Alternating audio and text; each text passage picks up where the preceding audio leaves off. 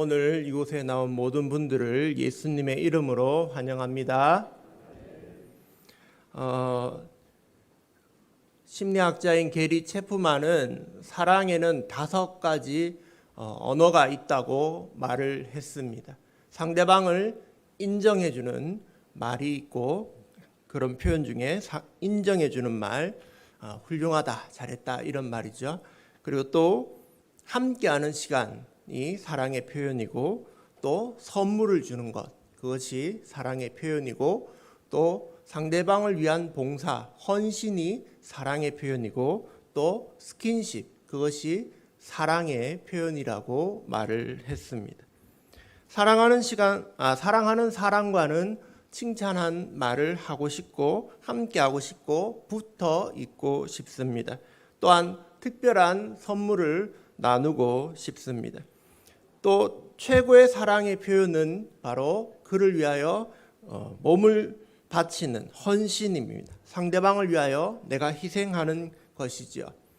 예수님께서는 양들을 위하여 자기의 목숨을 버리는 선한 목자라고 우리에게 말씀하십니다. 앞에 모든 언어로 예수님은 우리에게 사랑한다고 말씀하고 계신 것입니다. 우리와 함께 하시고 우리에게 위로의 말을 주시고 또 선물을 주시고 우리를 안아주시며 우리를 위하여 자신의 몸을 버리시며 그런 헌신으로 우리를 사랑하고 계시는 것입니다. 오늘은 사순절 5번째 주일입니다. 예수님의 죽으심과 부활하심을 생각하는 때입니다. 우리는 선한 목자이신 예수님을 생각하며 말씀을 나누겠습니다. 오늘 요한복음 10장의 내용은 9장에서 이어지는 그러한 내용입니다. 요한복음 9장에 나왔던 앞을 보지 못하는 사람을 눈을 뜨게 해준 그 사건 이후에 예수님과 바리새인들이 충돌했던 그 사건에 이어지는 내용입니다. 예수님은 그래서 오늘 이 요한복음 10장에서 타인, 절도, 강도, 사꾼이라는 단어를 사용하여서 바리새인들을 말합니다. 바리새인들은 이스라엘 백성 중에서 하나님의 말씀을 맡아서 더욱 열심히 공부하고 또 배우고 익힌 백성의 지도자들이었습니다. 실제로 그들은 이스라엘 백성을 정치적으로 인도하는 산헤드린의 의원들이었습니다.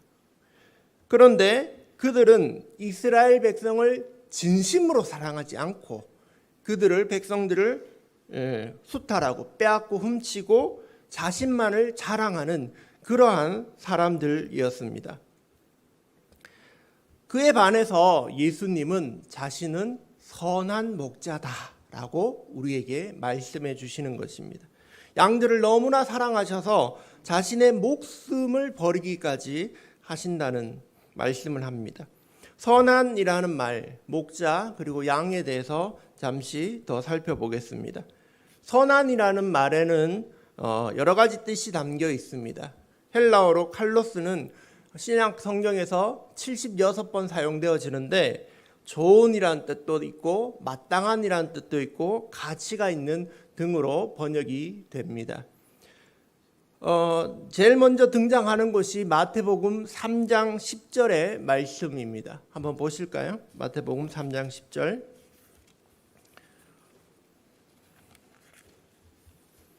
제가 읽어드리겠습니다. 이미 도끼가 나무 뿌리에 놓였으니 좋은 열매를 맺지 아니하는 나무마다 찍혀 불에 던져지리라. 세례 요한이 자기 자신에게 세례를 받으러 온 사람들에게 회개하라 천국이 가까웠다라고 선포합니다. 그러나 바리새인들에게는 그들에게 회개에 합당한 열매를 맺으라고 말하며 이런 말을 합니다. 여기에서 비유된 좋은 열매를 맺지 못하는 나무는 결국 회개하지 않은 자를 뜻하는 것입니다. 그럼 뒤집어서 보면 어떻게 되냐면 좋은 열매를 맺는 나무는 거듭난 사람, 예수님을 믿고 천국 가는 사람을 의미하는 것입니다. 즉 조은이라는 것은 하나님 나라에 가는 그런 하나님의 사람들, 신적인 사람들을 의미합니다. 그래서 좋은 목자는 하나님의 목자, 신적인 목자를 의미합니다. 또 요한복음에서는 2장 10절에 이 단어가 처음 사용되어집니다. 예수님께서 가나안 혼인잔치에서 물이 포도주가 되는 기적을 일으키실 때 말합니다. 제가 그냥 읽어드리겠습니다. 2장 10절에 말하되 사람마다 먼저 좋은 포도주를 내고 취한 후에 낮은 것을 내거늘 그대는 지금까지 좋은 포도주를 두었도다 하니라. 여기에서 좋은이라는 뜻은 낮은 품질이 아닌 좋은 뛰어난 품질의 포도주를 주었다라는 의미입니다. 특출난 것을 의미합니다. 즉 선한 목자는 모든 다른 것보다 더 뛰어난 목자임을 우리에게 말씀해 주시는 것입니다. 그래서 나는 선한 목자라는 말은 나는 하나님이 보내신 목자이고 특별하고 뛰어난 목자라는 말씀입니다. 구약 성경에서도 목자라는 단어들이 많이 사용되어졌습니다. 창세기 49장에 야곱은 자기가 죽을 때에 예언적으로 그렇게 말을 하면서 이스라엘의 반석인 목자가 난도다라고 그렇게 말했습니다. 또 우리가 잘 아는 시편 23편에 여호와는 나의 목자시니라는 말이 나오죠. 또 에스겔 34장에서는 좋은 목자와 그렇지 못한 목자에 대한 이야기가 등장합니다. 그래서 거기 34장에서는 내가 한 목자를 그들 위에 세워서 먹이게 하리니 그는 내 종 다윗이라. 그가 그들을 먹이고 그들의 목자가 되리라 라고까지 예언하셨습니다. 구약 성경에 목자였던 사람들이 몇 명 등장합니다. 첫 번째 사람은 누굴까요? 바로 아벨입니다. 아벨은 양을 치는 사람이었는데 그런데 결국 어떻게 됩니까? 그 형인 가인에게 죽임을 당하죠. 그래서 이 창세기 4장에 나오는 아벨을 통해서는 목자는 어떤 사람인가? 죽임 당한 사람임을 우리는 알게 됩니다. 두 번째 또 목자가 나옵니다. 바로 야곱입니다. 야곱은 삼촌 라반의 양을 치던 사람이었습니다. 그런데 그가 양을 치니까 너무나 양들이 잘 성장하고 크고 풍성해졌습니다. 야곱은 양을 잘 돌보는 목자의 모습을 우리에게 보여줍니다. 또 요셉도 창세기 37장에 어떻게 소개되면서 시작되냐면 형들과 함께 양을 칠 때에라고 요셉을 소개하며 시작됩니다. 요셉도 양을 치던 사람이었는데 그 요셉은 어떤 사람이었습니까? 아버지의 특별한 사랑을 받는 사람이었습니다. 또 모세가 양을 치던 사람이었습니다. 출애굽기에 보면 모세는 도망자 생활을 할 때 장인의 양을 쳤던 사람이죠. 모세는 특히 양에게 물을 주고 지키고 인도하는 목자였다고 기록되어 있습니다. 또 다섯 번째 우리가 잘 아는 다윗입니다. 다윗은 양을 지키기 위하여 사자나 곰하고도 싸우는 그러한 목자였습니다. 여기까지만 봐도 목자가 어떤 사람이구나 라는 것이 우리가 그려지지요. 시편 23편에는 다윗은 여호와는 나의 목자시니 라고 고백하고 있습니다. 누가 목자라고요? 여호와 하나님이 목자라고 말을 하고 있죠. 그런데 오늘 요한복음 10장 11절에서는 나는 선한 목자라라고 예수님이 말씀을 하고 있습니다. 무엇이 틀립니까? 여호와가 목자시고 예수님이 목자시다라고 그렇게 말하니까 결국 어떻게 됩니까? 내가 곧 하나님이다 라는 말씀과 같습니다. 이 말씀은 예수님은 내가 하나님임을 이 말씀을 통하여 우리에게 선포하고 계십니다. 예수님께서 양들을 위하여 목숨을 버린다라고 지금 말씀하고 있습니다. 예수님은 그의 백성을 너무나 사랑하셔서 사망에서 구원하기 위하여 자신의 목숨을 버리셨습니다. 근데 그냥 버린 게 아닙니다. 18절에 보면 내가 스스로 버리노라 라고 말씀하고 있습니다. 예수님은 자발적으로 희생하신 것입니다. 요한복음 15장 13절에서는 예수님이 말씀하시기를 사람이 친구를 위하여 자기 목숨을 버리면 이보다 더 큰 사랑이 없다라고 말씀하셨습니다. 그러니 양들을 위하여 목숨을 버리는 사랑을 우리에게 보여주신 것입니다. 목숨을 버리셨다는 것은 우리를 그만큼 사랑하신다라는 것을 보여주시는 말씀입니다. 그렇다면 양을 위하여 목숨을 버리셨는데 양은 어떤 양일까요? 성경에 등장하는 양들은 구약의 성경의 양은 깨끗한 짐승을 의미합니다. 또 양은 모든 죄로부터 깨끗해진 하나님의 백성을 상징합니다. 양은 순진한 짐승입니다. 어린아이도 접근해서 함께 놀 수 있는 짐승입니다. 또 양은 아무런 힘이 없어서 공격하거나 방어할 무기를 가지고 있지 않습니다. 신자들은 이러한 스스로 아무것도 할 수 없지만 예수님은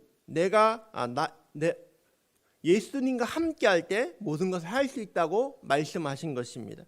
또 양은 온순합니다. 그리스도인들의 차이는 예수님을 믿는 자들은 그러한 온순함이 특징이라는 것입니다. 양은 결국 목자를 의지합니다.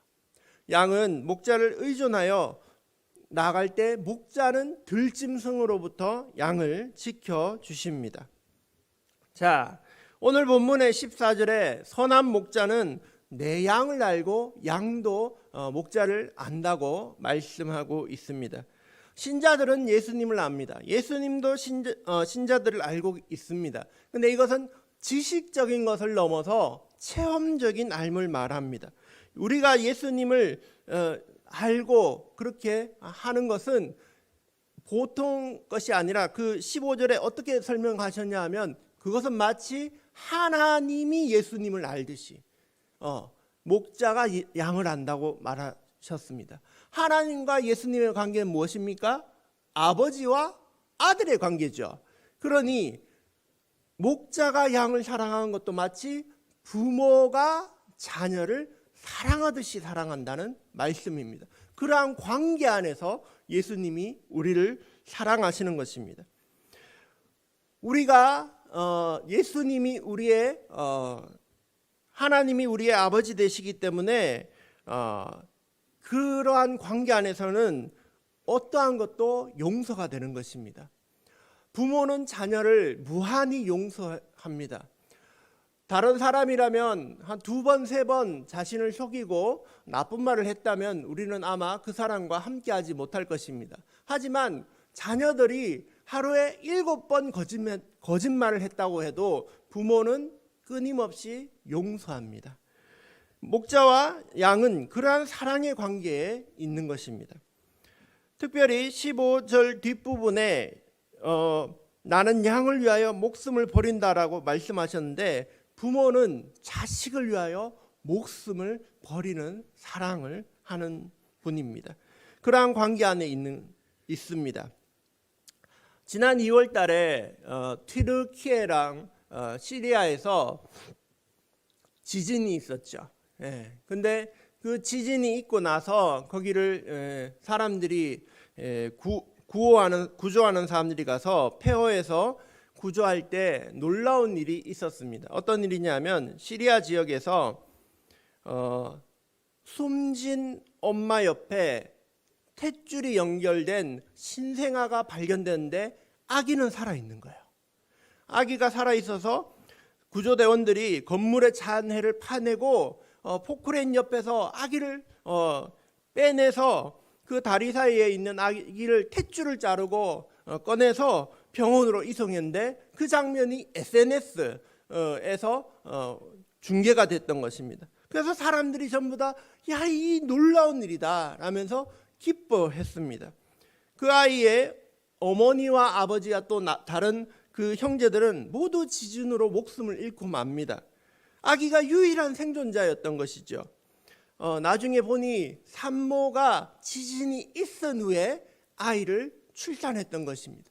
근데 그 다리 사이에서 아이를 보호하고 있다가 그만 어머니는 먼저 갔고 아기는 흙먼지 속에서 그 구조를 받은 것이었습니다. 그래서 사람들이 이 아이를 기적의 아이다 라고 말하면서 신의 계시를 받은 아이라는 뜻에서 아야라고 이름을 붙였습니다. 처음에. 그런데 그 아이의 뉴스가 전해지자 세계 각국에서 내가 그 아이를 키우겠다, 내가 이제 그 아이를 돌봐주겠다라면서 많은 사람들이 입양하겠다는 요청이 병원으로 날아들었습니다. 그러나 나중에 유전자 검사를 해서 지금은 고모가 그 아이를 키우게 되었고 그 아이는 어머니의 이름을 물려받게 되었다고 합니다. 어떻게 폐허 속에서 아이가 살아남을 수 있었을까요? 그것은 분명 어머니의 사랑이 있었기 때문입니다. 어머니는 죽을 수밖에 없었지만 그 속에서도 그 아이를 보호했기 때문에 그 폐허 속에서도 아기가 살아날 수 있었던 것입니다. 이와 같이 예수님께서 죄악된 세상에서 우리를 위하여, 우리를 구하기 위하여 자신의 목숨을 버려 우리를 구해 주시는 것입니다. 그것이 양과 목자의 관계입니다. 오늘의 결론 말씀 16절 한번 같이 다시 보도록 하겠습니다. 제가 읽어드립니다.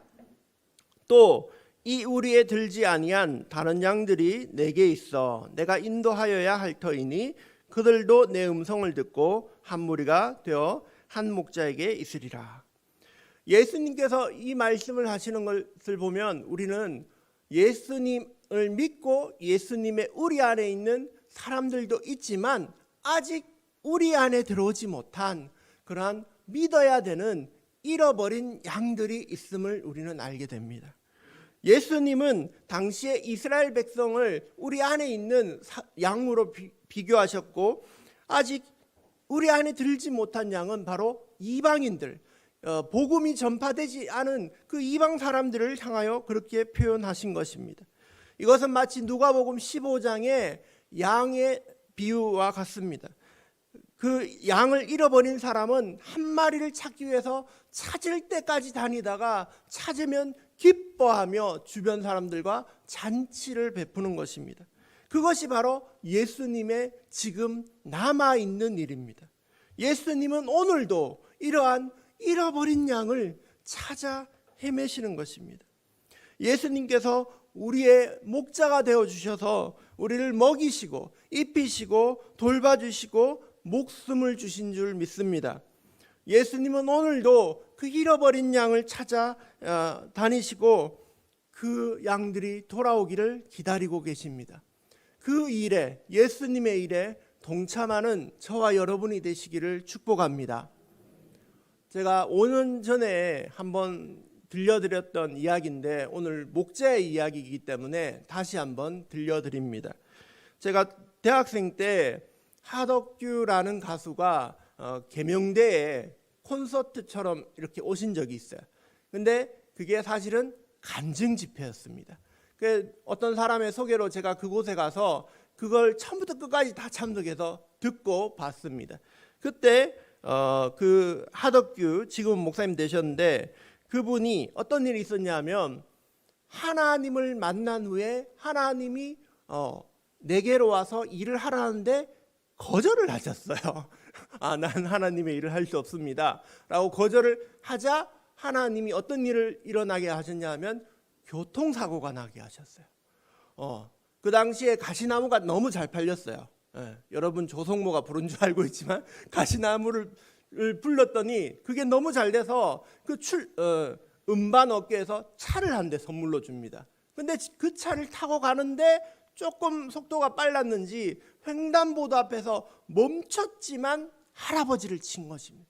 그래서 할아버지가 횡단보도에서 치자 특례법이 있답니다. 횡단보도 사건은 무조건 구속. 예. 그래서 이분이 유치장에 들어가게 된 것이죠. 그래서 그 당시에 집사님, 하덕규 집사님이 유치장에 들어갔는데 유치장에 들어가 보니까 전부 다 경제사범이더래요. 경제사범이 뭐냐 하면 사기꾼을 이야기합니다. 감옥에 들어가면 뭐합니까? 시간이 안 가잖아요. 그래서 경제사범, 그 사기꾼들이 계속 뭔가 얘기하는데 들어보니까 무슨 얘기인가 했더니 전부 다 음담패설을 얘기하더랍니다. 처음에는 뭐 재미있는 것처럼 들었지만 나중에 막 머리가 아프고 골치가 아파서 하나님께 기도합니다. 하나님, 저를 이 감옥에서 빼내 주십시오. 그랬더니 하나님이 빼내 주셨어요. 그래서 청소년들이 있는 18세, 19세 있는 그 감옥으로 보내는 거예요. 근데 그 당시에 이 집사님이 굉장히 체구가 왜소하셨어요. 몸무게가 별로 안 나가서 군대를 안 가신 분이에요. 그런 작은 분이 어른이지만 딱 갔는데 애들이 전부 다 막 덩치가 이런데 그 감옥에 왔으니까 또 얼마나 험하겠어요. 그래서 찍소리도 못하고 그 감옥에 있으니까 또 너무 심심한 거예요. 할 일이 없어. 그래서 찬송가를 1장부터 마지막 끝장까지 계속 그냥 불렀답니다. 찬송가를 부르니까 애들이 야, 저 뭐하냐, 미쳤다 그러면서 막 손가락질하고 그랬는데 할 일이 있나요? 그 찬송을 불렀어요. 일주일 동안 찬송가만 부른 거예요. 그랬는데 일주일 뒤에 어떤 애가 이 집사님을 찾아옵니다. 집사님이 찬송가를 부르는데 저도 그 찬양 알아요. 주는 나를 기르시는 목자요. 저도 알아요. 저도 어릴 때 주일학교 다녔어요. 그렇게 얘기하는 거야. 그래, 그럼 같이 찬양하자 했더니 옆에도 나도 알아요. 그런 거예요. 알고 보니 여기 있는 애들 전부 다 주일학교 나온 거예요. 그래서 일요일만 되면, 주일만 되면 그 아이들 다 데리고 예배를 드리기 시작하신 거예요. 여러분, 예수님은 나는 선한 목자라고 얘기하셨습니다. 아직도 우리를 인도하고 계십니다. 우리를 위하여 목숨을 버리셨다고 하십니다. 우리를 끝까지 인도하시며 생명 주신 분인 줄 믿습니다. 그분은 지금도 잃어버린 양을 찾고 계십니다. 그 잃어버린 양을 찾는데 함께 하시는 저와 여러분이 되시기를 예수님의 이름으로 축복합니다.